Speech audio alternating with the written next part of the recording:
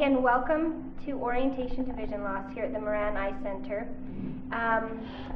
This Orientation to Vision Loss is put on by the Patient Support Program. We are unique to the Moran Eye Center, and we fill in a vacancy in terms of needs between our doctors who are working with our patients and their eyes and resources in the community. Now, many of you may not even be Moran patients, and that's no matter to us. We're here to help connect patients who have a visual impairment with resources. So thank you for joining us. We're looking forward to sharing some of these resources with you and to help connect you and get you guys feeling good about what you're able to do and still do with your vision loss. So my name is Cinnamon Nash. I am a social worker working here at the Moran for almost 10 years. I've worked with patients in crisis, and to be honest, I love working with my patients who have a visual impairment because you inspire me. You find a way to change and to accommodate and continue to do the things that you've always done in a new way. So I'm grateful for that opportunity to work with all of you. You know, my hope is that all of you will be able to work with doctors to find a solution to your vision loss. Until then, there are many things, there are many resources, and there are many techniques you can use to optimize your vision, and that's what we're going to learn about today. And so you have landed in the right spot. I'm glad that you're here, and so thank you. Thank you for sharing, and thank you for making your way up here on a rainy Saturday. So with that, I think we'll get started. And like Karina said, we're going to kind of blitz through all this information because there's so much out there we want to share with you, but by no means feel pressure to write everything down or that worried that you're not going to get all of it, because we are accessible. We'll give you our phone number. Our website will be listed, and you'll leave with a packet of information. So we will get started. You know, and oftentimes we think, you may wonder, you know, why we're doing this. And this is, we put on this orientation to vision loss and are making it available to those with vision loss because it is very scary. It is very nerve-wracking and can be very depressing to lose your vision. And you could be at home with the covers pulled up over your head saying, woe is me, I have this visual loss and it's not fair. But you're here and you're listening to some solutions and some resources that you might be able to use in your own lives, and so kudos to all of you for getting here. I hope that you will find something that will be useful to you. And vision loss is a family affair, so we're grateful for teams and support systems who are accessing this information as well, because vision loss doesn't just affect the one person.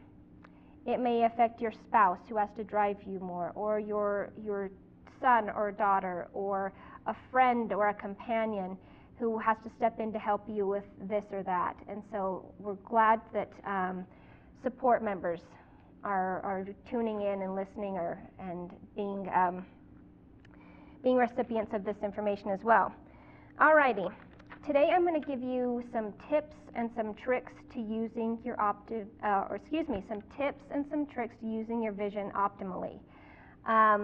After that, we'll go over a packet of information with resources, and from there you'll be able to take that home and gnaw on it for a couple of days, and if you find that there is something that you really would like, please contact us and we'll help connect you. Okay, this part is not in the packet, and I want to share with you four concepts in using vision optimally. Alrighty, the first concept in using your vision optimally is lighting. Lighting is a very interesting thing because you can have too much lighting and you can have too little lighting. And looking around this room is very poorly lit. This is terrible lighting, at least for me. You know, some people may like the dim lighting. I don't. This is too dark for me. But I want you to think about this, and specifically think of your work centers. Maybe it's the place where you always do your reading, or the place you always do your sorting your pills, or plucking your eyebrows, or wherever it is. Think of that workspace first, and let's solve that lighting problem first.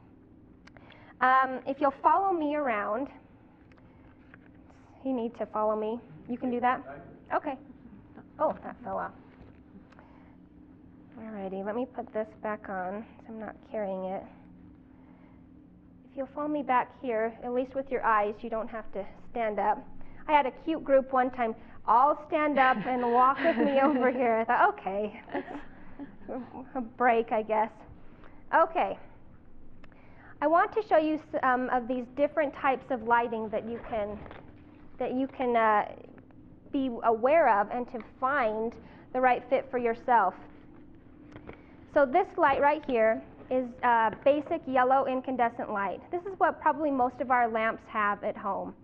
It works well for many people, but there is another kind of newer light bulb out there, which is next door to it here, and this is full spectrum lighting. It's very bright and blue, and so it's bluer at least. You'll want to experiment with these two kind of hues of lighting, and there are many others out there that you'll want to sample, and I suggest taking something that you read often, maybe a book or newspaper, magazines, or whatever it is, and going to the lighting section of Home Depot or Walmart, or even if you go see a low vision specialist, and sample the lighting and find one that works well for you. Another thing you want to keep in mind with lighting is that you want to control where the light goes. And with this, we have a hood, a solid shade hood. This is better than something that would be sheer, for example, that would send light back up into our eyes. So this is something you'll want to be mindful of when you're thinking about controlling light, is being able to control the direction that it goes, and to be able to control at least as much of the glare that's coming back up into your eyes. What I like about all of these, they're on this gooseneck. This is another way that you can control the light. You can control exactly where it goes, and again limit the amount of glare that comes back up into your eyes, and in concentrating the power of that light. Karina, you have a wonderful example of using light. Yes, using lighting is a great low-cost technique to experiment with. Now, everybody has different needs when it comes to lighting.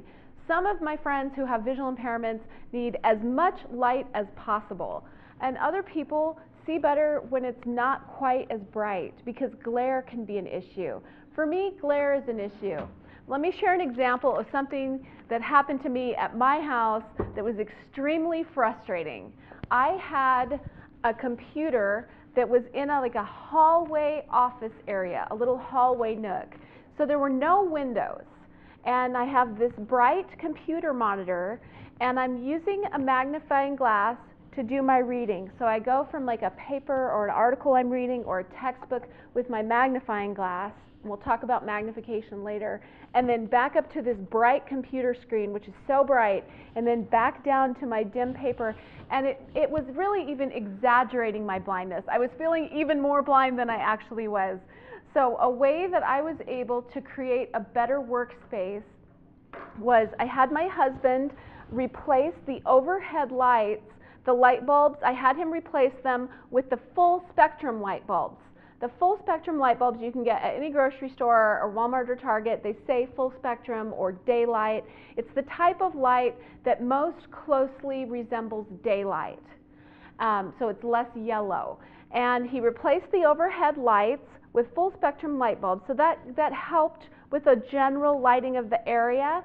Next, I took one of those desk lamps like Cinnamon just showed you, the kind with the bendy arm and the metal hood, Now, for me, if I were to shine that desk lamp on what I was reading, it would be way too bright.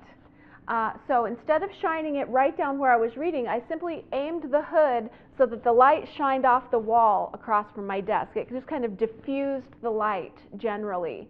And it was almost perfect.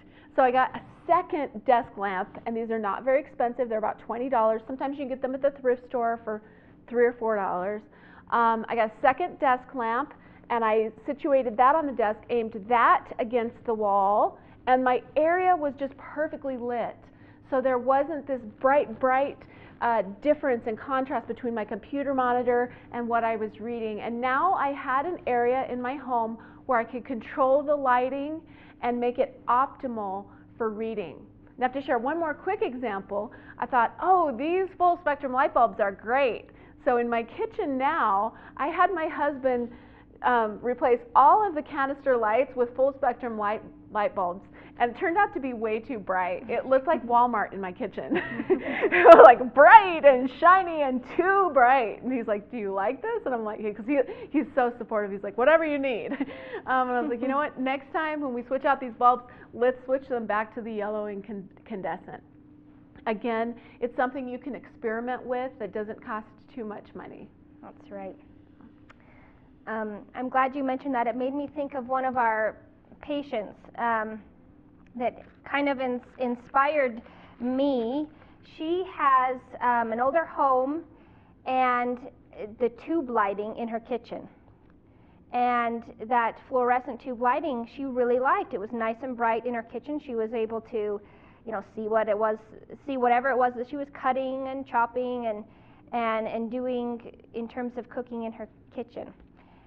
But after a while, it was becoming too bright, and the light shining right down into her eyes were causing her eyes to fatigue and giving her a headache.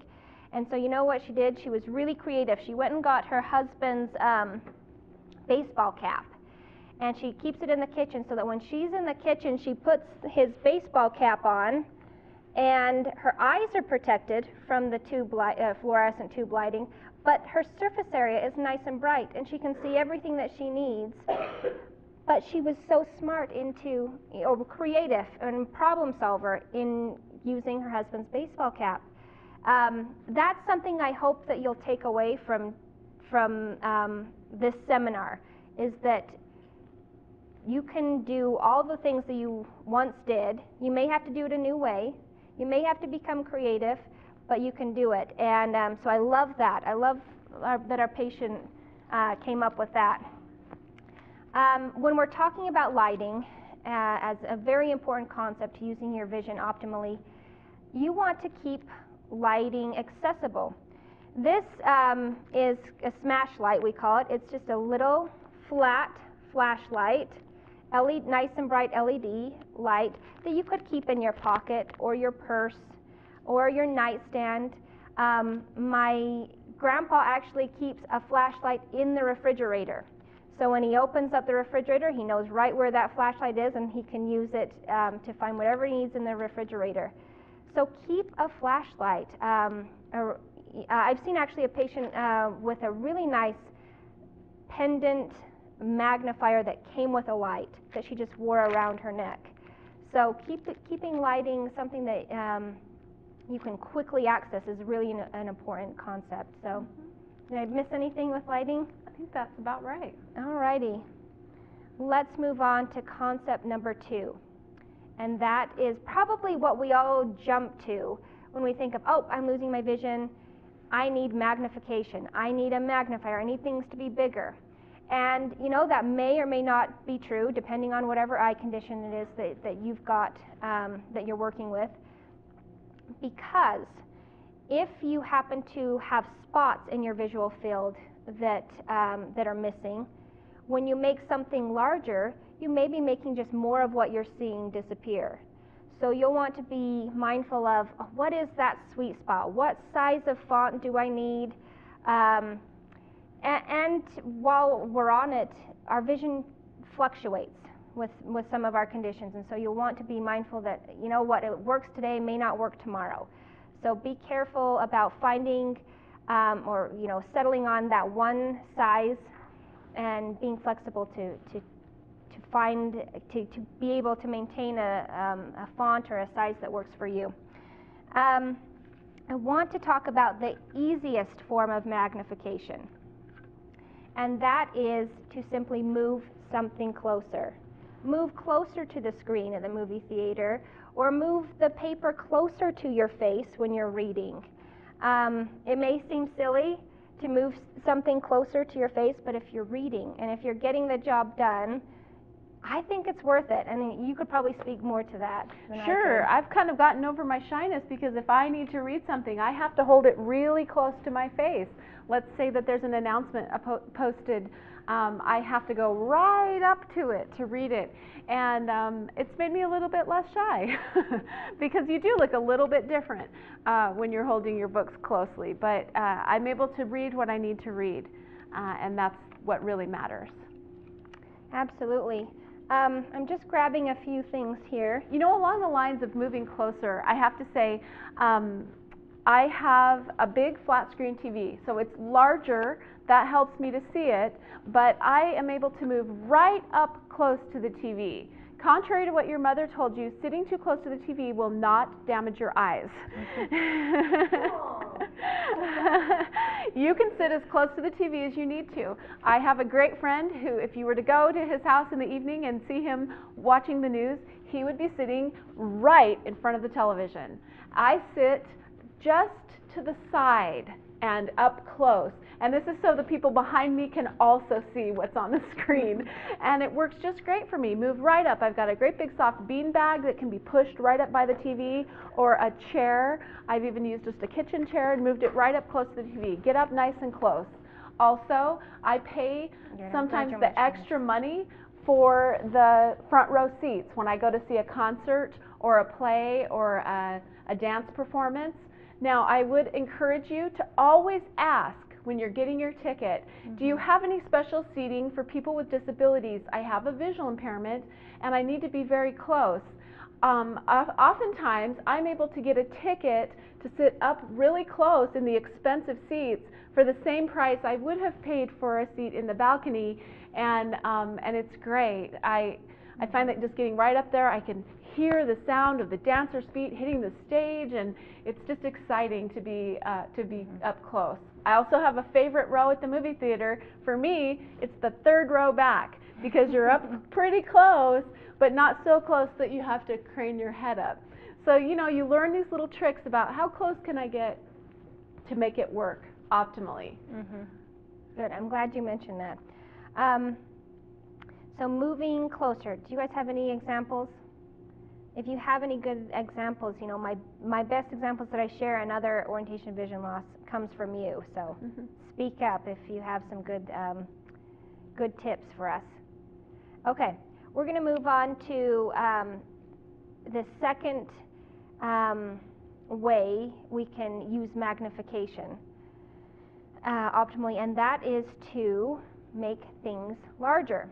In this day and age, it's really easy to print your favorite recipe off in a font that's as big as you need.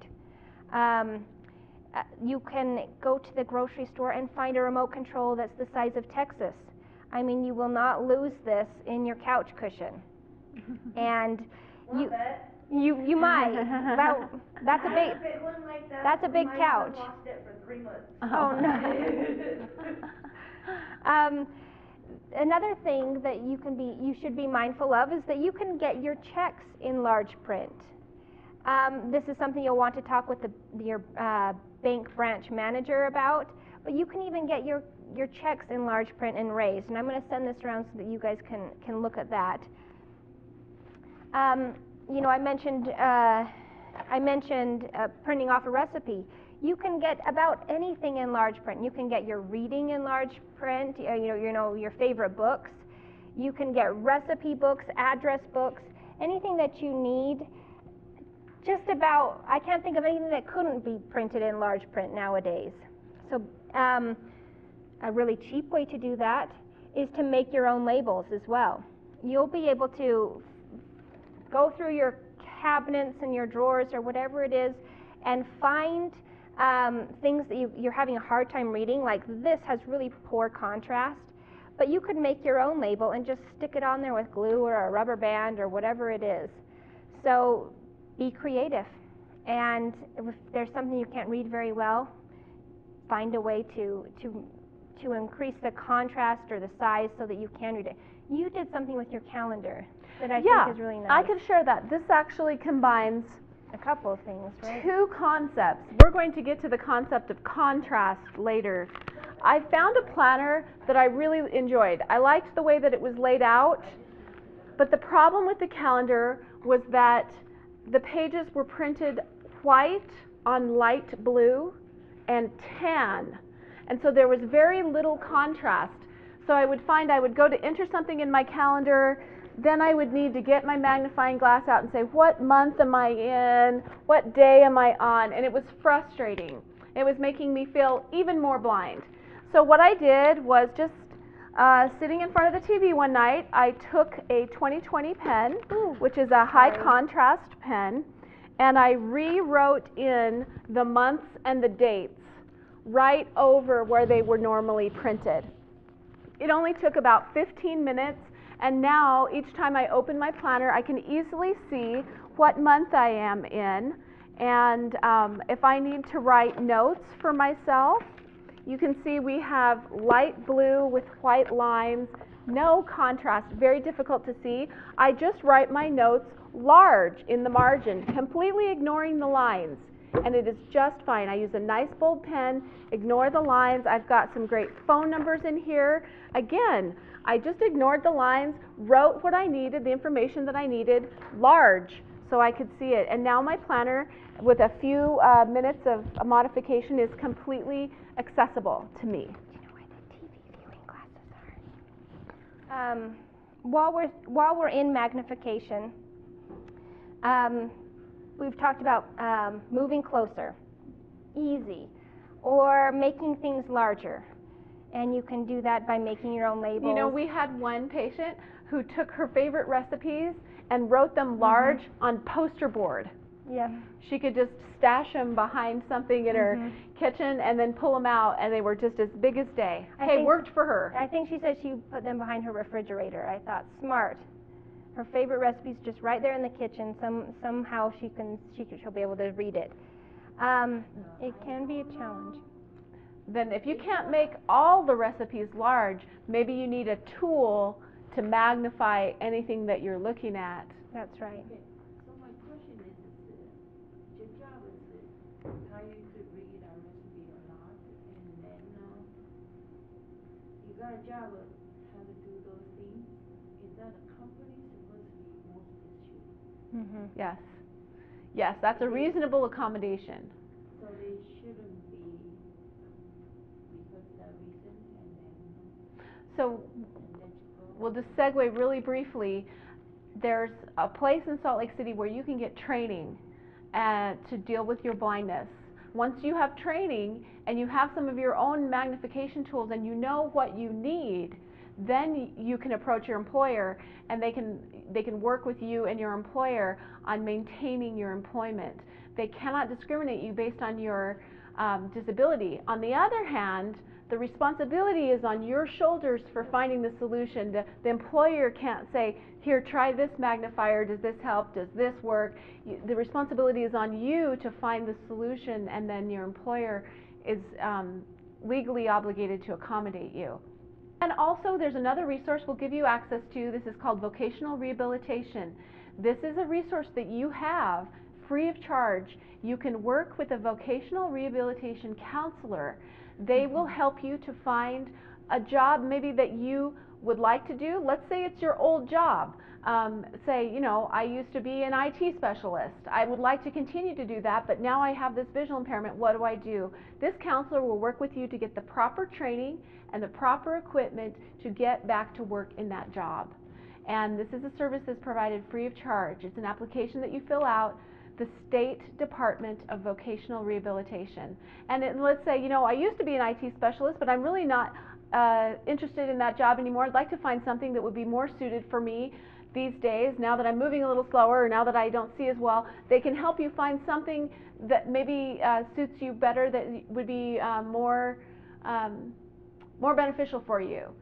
So this is another resource that you have. If you'd like to go back to work, you can go back to work, and there are resources here to help you do that. Okay, we've talked about, in terms of magnification, we've talked about, I'm just recapping here, moving closer and making things larger. And we're next going to talk about using a tool to make things larger. The first thing I want to mention are head-borne magnification sorts of systems, glasses and other sorts of magnifiers that you use with your eyes or put on your head. These are telescope lenses. They look really nice, I'm sure, but they give you some really great distance. And so I want to send these around. You're welcome to try these on, but that's something that you would put on. We have a thing called mid-range television viewing glasses, and they're really nice and they're really fun, but they're not here and I don't know where they went, but there's something certainly you'll want to look into if mid-range is something that you struggle with. You know, it's about this range of sitting on your couch to your television set. That would be what those glasses would be used for, and you'd put them on, and like many head-borne magnifiers, you put them on and you toggle the sides or toggle the front here to focus it in, so that you're getting the right fit for you. You have a nice pair of these, and you make them cool, which is why I pull them out. But yeah, these are my Harry Potter glasses. So I call them my Harry Potter glasses. They're simply like what you would see in a handheld magnifying glass, like this, but put into some frames so your hands are free. And I have my magnifier only on one side just because it's easier. If I find that if I have magnification in both sides, it's really difficult for me to focus. So I choose just to put it in the one side. I love these because I can sit back with a book or a magazine or what have you. Now you have to hold whatever you're looking at close enough that the lens can focus on it. So it's a very close focusing distance, but they're handy, lightweight, and inexpensive. I have several pairs of these stashed all around my house. I'm going to send these around. This is a really high power. This is 6 power at least. It is for me. And the magnification is in both sides, so keep that in mind. Okay. And also keep in mind when you look through these, if you see that it's all blurry and you say, "Ugh, this doesn't work for me," keep in mind that training is required to use a lot of these low vision aids. They're very simple, but some basic training that takes just a few minutes will really help you to utilize them. Don't discount them too quickly. And certainly you'll want to sit down with somebody when you do get that training and find the right power for you, and we will tell you where to get the training. That's right. I want to mention here another very simple tool you can use, and that's a pair of binoculars. A pair of binoculars that you can get at Target or Walmart or whatnot. And I'm going to let you take this while I go grab some other things. Yes, because I brought mine. There you go. And they are very handy and very low cost. Portable, you can use these for reading maybe subtitles at a movie theater, or maybe to see that violinist a little closer at the orchestra, or a sporting event. I also use these to read fast food menus. If you're at a fast food restaurant, you know that menu can be up high and you cannot get close to it to see it. So in that case, you could pull out your binoculars. I just got these at Target. I usually get a pair about every 10 years. They last about 10 years for me, and I'm using them really regularly. I've also used them to see street signs. If I've been somewhere at an intersection and I'm not exactly sure what street I'm at, you know, you can't get very close to that street sign when it's up on a pole. So I can get out my binoculars and check it out. It's a great solution. I want to get into handheld magnifiers. And before we do that, I have a pop quiz. So everybody look up here if you can see this far. Which magnifier is more powerful? The same? We got to vote for the same? Probably. If I remember right, the little one in it. We have a winner. The smaller the magnifier, the more powerful it is.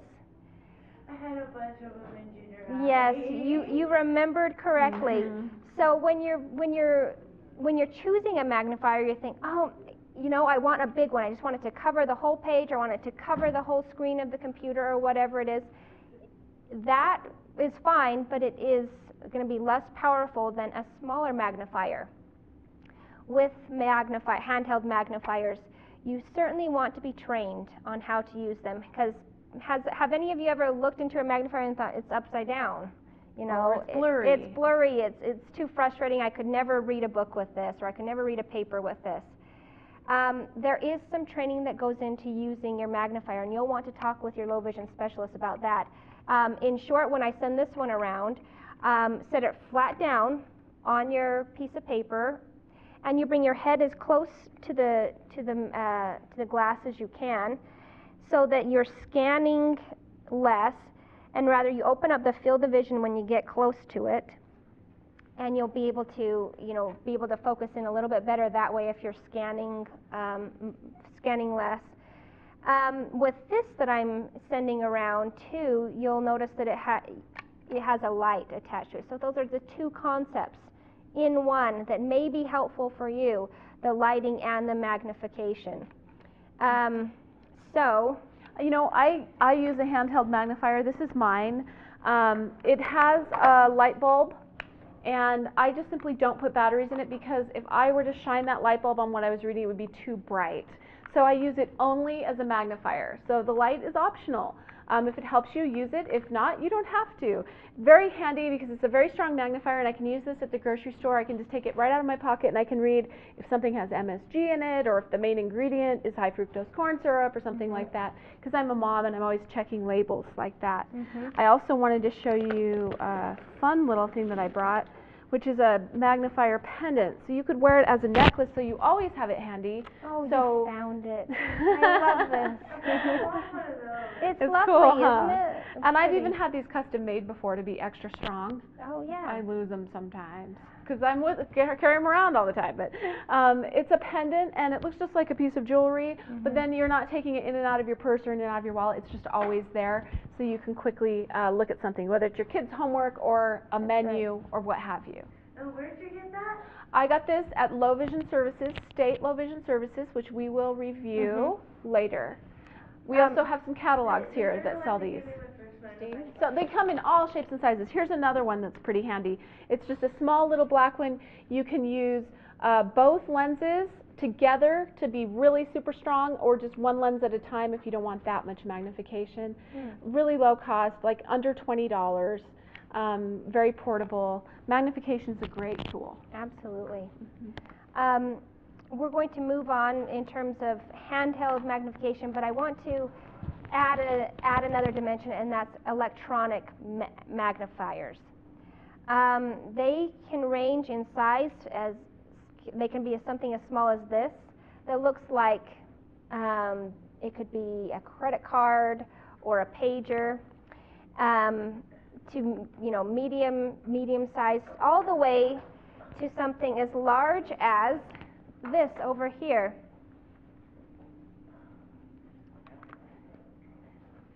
I'll wait for Christian. This is too fun. We don't want to miss this. So they can range in size from something as small as this that looks like it could be about the size of a credit card, to something a little bit bigger and bigger, all the way to something as big as what's called a CCTV, closed circuit television. This is an older model. They certainly come bigger and fancier than this, but this is the model we have to show you, and it's still really incredible. Sticking with the CCTV for just a minute, you put whatever it is that you're reading underneath here. It projects up through to this screen, and you're able to toggle to make things larger or smaller, or change the contrast colors and things like that. These are wonderful. They are stationary. They're big and heavy, and they're something that would stay on a desk or a counter space at your home. These are more mobile, so they can fit in your pocket or purse. And I'm going to send some of these around so that you can look at these. Who was it that said you liked this one, the Smart Lux, right? This is a really nice, easy one. You'll set it right down on your page, and so you want to set it flat. Yep. Yep. And then you can change the mode and the colors and things like that. I'm going to send around this teeny one. And while we're mentioning handheld electronic sorts of magnifiers, don't discount the power of your phone, your smartphone. They are pretty incredible. They have a flashlight on them. They have magnifying options. They have talking options. To be honest with you, if you have a visual impairment, I think it's a really wise investment to get a smartphone and be trained to use it, because they certainly open up worlds of communication. I'll share an example of how I've been able to use my smartphone as a magnifier. There have been times maybe when I'm walking around a college campus and the buildings are labeled on the side of the building with what building it is, but I can't see it. I can't get close enough to see it. So I could simply take a picture. I could see where the words are. I can take a picture of the building, and then I use the feature on my phone where you can stretch the picture and magnify it to read what building it is. What's that? I've done that. Have you done that?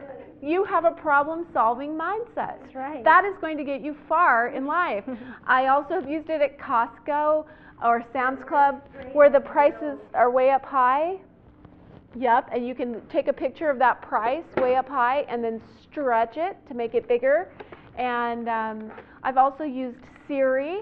Siri is this is a kind of a non-visual skill, so it's not exactly magnification, but I'm thinking when I'm at an intersection, I'm on foot, I can't tell exactly where I am. I could take a picture of the street sign, magnify it to read it, or I could ask Siri, where am I?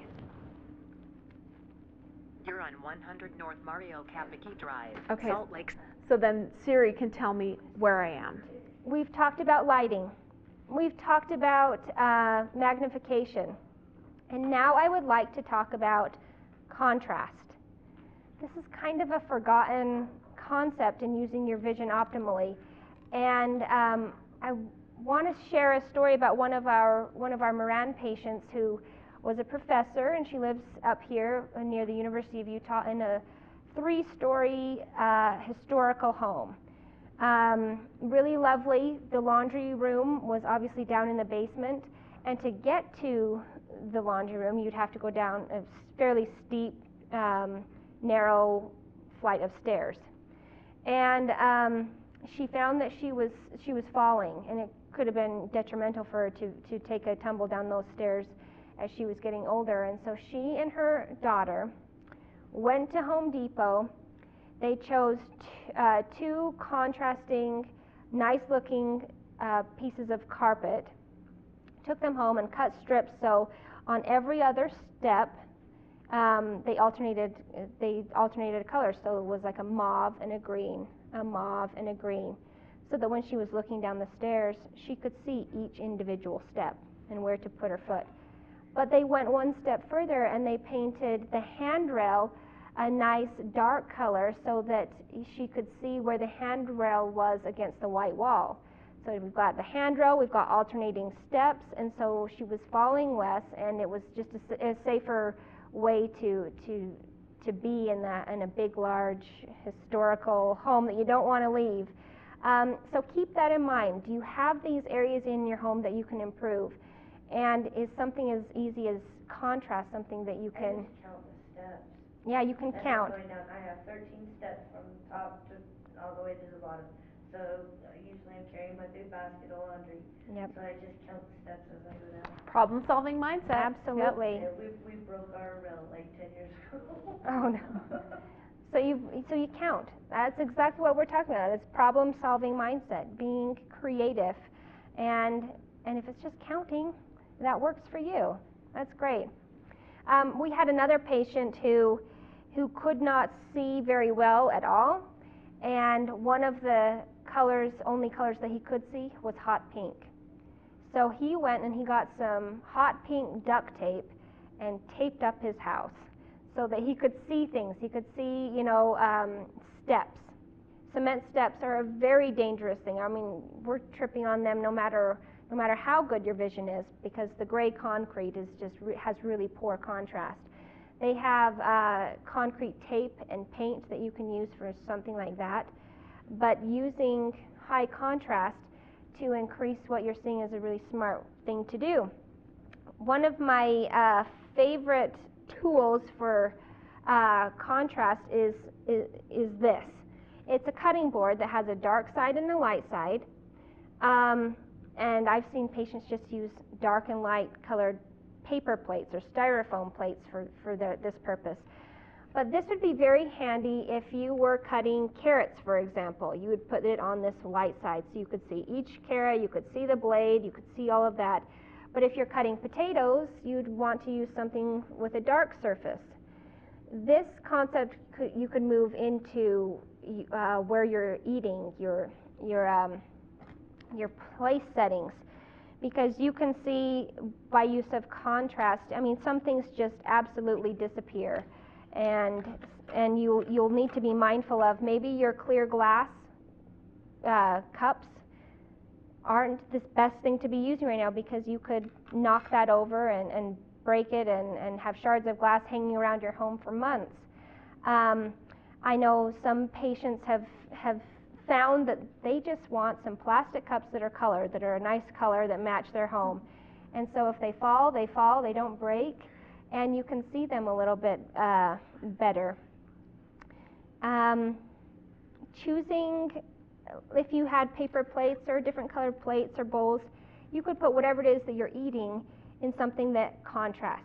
So if I was eating like a tomato soup, I could put it in a white bowl. Or if I was eating something dark, or vice versa, rice in a dark bowl or something like that, so that you're being able to see where your food is just a little bit easier by using contrast. Any examples that I'm missing? You know, we have shared the example, like if you have a very light bathroom counter, That's right. to get a dark colored toothbrush or a dark colored hairbrush, or if you have a very dark counter, you get a light colored hairbrush. It just makes it a little easier to find. Also, you guys will have in your packet today, I'm assuming, a 20/20 pen. Now, I don't have a 20/20 pen with me, but I've used Sharpies when I'm out of 20/20 pens. They have a bold, dark stroke. It's high contrast because it's very dark and very broad, and so it helps you to see your writing better. Now, these 20/20 pens that I'm talking about, you can buy them on Amazon. They're called 20/20 pens, and they have a dark, broad stroke, and yet, unlike Sharpies, they do not bleed through the paper, and they don't have that smell that will give you a buzz by the end of the afternoon. So 20/20 pens are very handy. If you don't have those, you can find a Sharpie anywhere. That's right. In keeping in contrast, I want to show these wonderful UV shield glasses. These are colored glasses that can go right, plastic glasses I should say, that go right over your regular glasses if needs be, and they just cast obviously this hue over the whole your whole field of vision. They even go over the sides here, and they can just sharpen up the image if contrast works well for you. I love this yellow. This yellow works well for me, so I want to send this one around. This is a popular color. Some people try those on and they're like, wow, I can see better. And other people like me, they turn on and they're like, nah, it's just yellower. Now my world is just yellow. We should get rose colored then. This might be kind of rosy. But this is an amber color that's also fairly popular. I'll send that around, and then a green just for fun. But these UV shields are quite inexpensive, and you can pick those up at a low vision specialist. And we're going to talk about where you can find those if those are. So I have something to say about contrast. Because of my eye condition, I'm supposed to wear sunglasses outside at all times. The sunlight really, the UV light really damages my retina. So I get these sunglasses, and they're dark, and they have the side protection, and that's fine. But because they blunt and mute the contrast, it makes it so much more difficult for me to see when I have these on. So I'm already having trouble seeing, and then I see even less when I'm wearing my sunglasses like I'm supposed to. So what I found that blocks 98% of UV are these glasses that are just clear. Oh, really? And they have a coating on them that blocks the UV light, and yet it doesn't mute down the contrast for me. And it just kind of looks like some regular glasses. So I've been wearing these lately when I go on my walks. Those are nice. I'm glad I didn't know there was such a thing. It just keeps getting better, you guys. It keeps getting better. It keeps getting better for That's people with right. blindness. Alrighty. So we've talked about lighting, magnification, contrast. Any ideas on the fourth concept we want to talk about? And this is one that you guys are probably already using. And it is using other senses to compensate for your lack of vision. I love this concept. You take it while I grab some Can I take it away? Go for it. I it. love this concept of using non-visual skills, because regardless of what happens with your eyesight, you will always have these skills. These are the type of skills that you can get when you do full-time blindness training. I'm going to share some examples. Now, Cinnamon shared the example of relabeling your spices with a large label, right? Well, what happens when you can't see your large label anymore? You do have Braille, and that's the tactile writing. We can talk about that. But with my spices at home, I just keep them in the cupboard. I keep them alphabetized, so I have a general sense of where in the cupboard I'm looking for, like the cinnamon. And then how do you think you would tell the cinnamon from the cumin? You have a nose, right? You can smell which is your pepper and which is your salt when you get the containers. I can tell by smelling them, even if the containers are identical. I can tell which one is the cinnamon. I can tell which one is the oregano. So that's a great non-visual skill that I use in my kitchen. Another non-visual skill that I use, so I had this oven. It was white with light gray writing. That might have been really attractive for somebody. I don't know, but I couldn't see anything that was written on it. So to get back to the control panel, I'd have to lay over the range with my magnifier. It was extremely frustrating. So I just decided to circumvent using my eyesight at all. Instead, I put a bump dot. Now you guys are going to receive some bump dots today in your package. We're going to pass an example of bump dots. It's a little raised sticker. If you don't have bump dots, you can use a little dab of puff paint. Now, I didn't need to label the whole entire back of the stove, right? All I needed was bake and up arrow, because I know that the up arrow for the oven was right above the down arrow. So I could really just use two bump dots. I'm going to put something in the oven. I hit bake, up arrow, and I knew every time I hit the up arrow, it went up by 5 degrees, starting at 350, 55, 60, 65, 70. So if I need to preheat the oven to 425, I simply count by 5s. It's done. I've just circumvented my visual impairment altogether. Bump dots can be used on your washer and dryer. They can be used on your computer keyboard. You can mark your home keys. You could use it on your microwave, maybe just on the 1 minute. I only use the 1 minute. Maybe 1 minute, 2 minute, and start. Maybe stop. Just a few. What you don't want to do is label every single button on all of your appliances, because that's just even more confusing. There's just a few that you use. Label those. You can label a thermostat. Very handy little tool, bump dots. Absolutely. I can see we're getting to using our ears. Yes. One of the things that was so painful for me when I lost my eyesight was losing the ability to really read a book. I used to love to read books. I love the smell of books. I love the feel of books. And a lady from the state came up to my house and brought me a gigantic record player and a gigantic cassette player. And she's like, "Here, you can read now." And I was listening, and I was like, this is not reading. And I would find myself listening to a book, and then my mind would wander, and then I'd have to rewind it and listen again, and my mind would wander. I wasn't great at reading with my ears. It was extremely frustrating. But I have to tell you that over time, as I persisted, I got better at reading with my ears, and now I'm really good at it, and I actually really enjoy it. And although it's not the same as reading with my eyes, it's very, very enjoyable. And I found this, my husband got this for me. We found it on the airport catalog, the airplane catalog. It's a little book. It's a tiny little MP3 player. It has 100 of the greatest works of literature on it. And so while I've been sitting at bus stops or waiting for rides or doing other mind-numbing things, I've been able to listen to A Christmas Carol, Paradise Lost, Anne of Green Gables, all of these great books that I've been able to just listen to while I'm waiting. Do you find you're doing more waiting when you can't drive? You're waiting for people? And this is very portable. It comes along with me. Another great resource that is available to each of us free of charge is the Library for the Blind and Physically Disabled. This is an application that we can help you fill out here at the Moran Eye Center. It's available in any state that you might be living in the United States and Puerto Rico. They will send you free of charge this digital player. And they will ask you what types of books you're interested in. They could send you books every month, or you can request specific titles. You can get magazines. I get a magazine called Choice Magazine. It comes every 3 months, and it has the top articles from the top magazines for that quarter.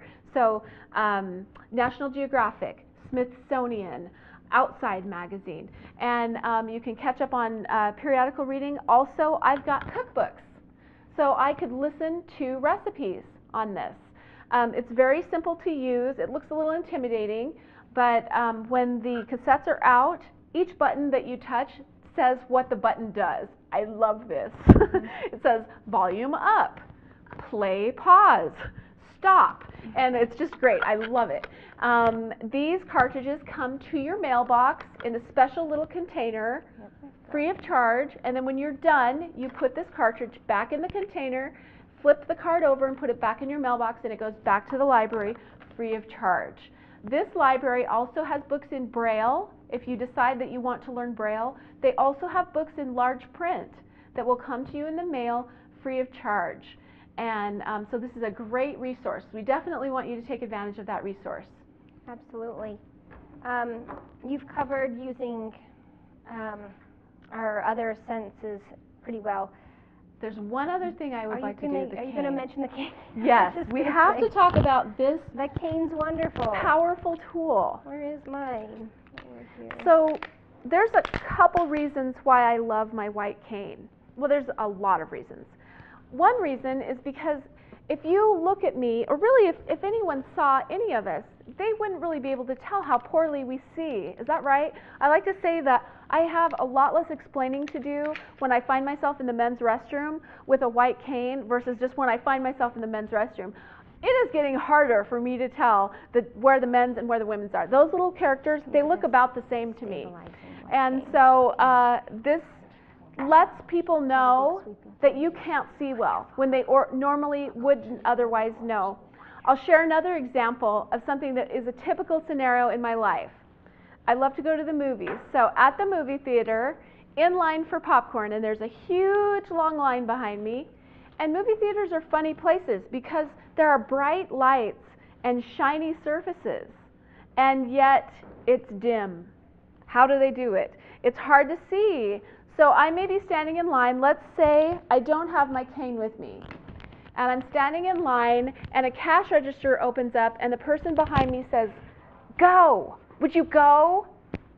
And the reason I'm not going isn't because I'm being rude, it's because I can't see. But when I have my white cane with me, they can kind of get it. The reason that I'm not jetting out to the next open cash register is because I simply don't see well. This also works great at the grocery store because you know those little card swiper things, they're all different. And the little visual panel is so digital and so low contrast. So when I have my cane, they're like, oh, okay, this is what's happening. I like to say, would you rather look stupid or look blind? It's okay. It is respectable to be blind. Okay, another reason why I love my white cane. I have a set of stairs. The church that I used to attend had a big, long flight of stone stairs. And from the top, those just looked like a ski slope. And so I could, if I was at those stairs, I could take my cane and hold on to the handrail with one hand and use my cane in the other hand to make it safely down those stairs. Also, if you use public transportation, and there are ways to get training to use the public transportation here, and it's free.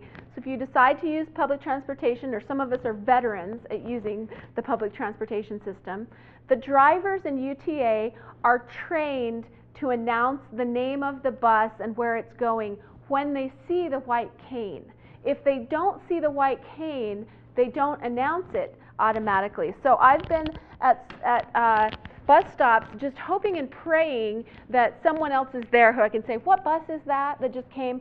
Or otherwise I have to board the bus and say, what bus are you? And the driver's all frustrated. Well, it says right on my bus. And you know, the white cane, it just does a lot of explaining. Now, I have great peripheral vision, and my peripheral vision allows me to walk around really well without running into things most of the time.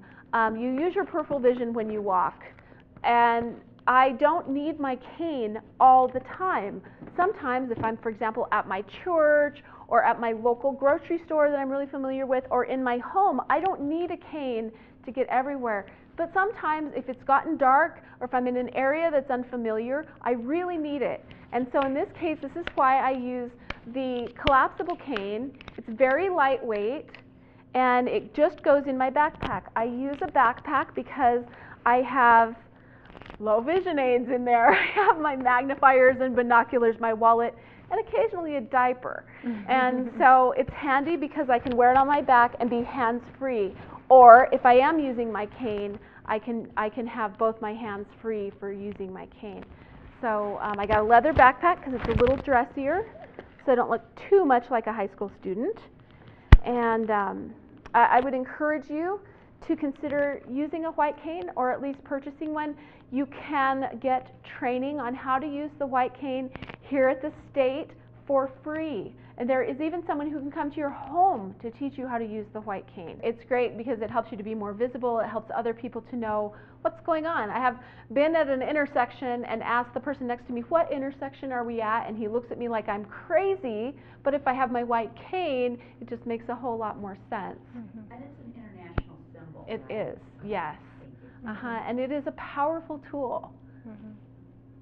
Great. It makes me think of one more example I want to share of using your other senses, and that's one of our patients who has a home here in outside of Salt Lake City, Rose Park area, and he had a lovely vegetable garden and really lovely manicured topiary trees. And he invited some of our invited our director out and said, you know, look at my garden. And she said, this is lovely. How do you do this? Because this gentleman had no vision.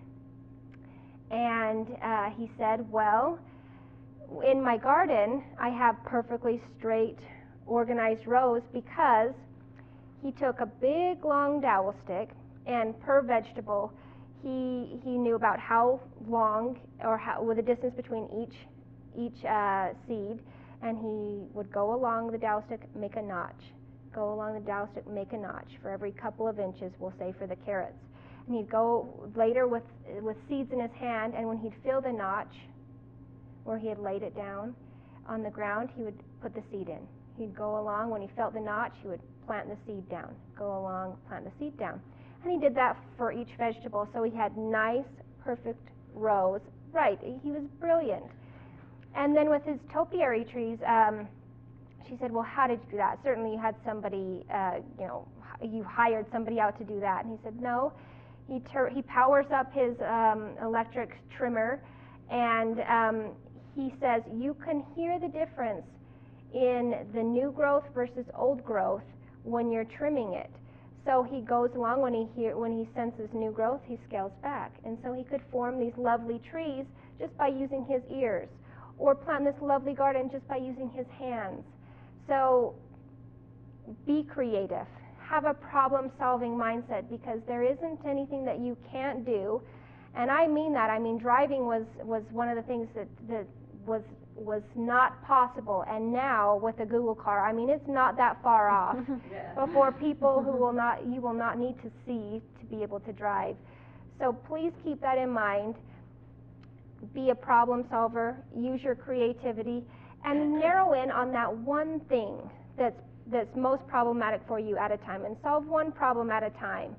And we are here to help. If you needed some inspiration or some help, we've got wonderful resources for you. The other thing that I would encourage you to do is get connected with some consumer blindness organizations, whether it's the Utah Council of the Blind or the National Federation of the Blind.